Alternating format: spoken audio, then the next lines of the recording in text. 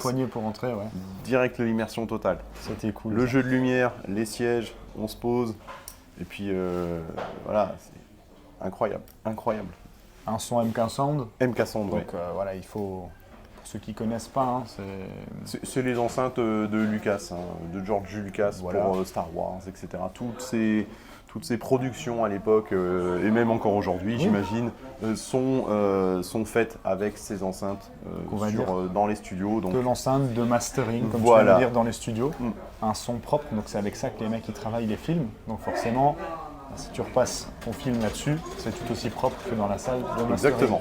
Ça a été calibré du coup pour être neutre à plat. Ouais.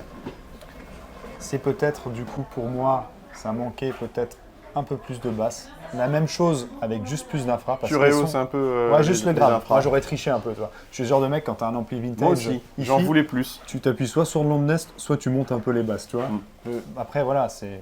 C'est une question C'est de la sensation. signature sonore que J'en j'aime. voulais effectivement plus, mais Par contre, tout c'était était propre. terriblement bien maîtrisé. Ouais, à maîtriser de ouf.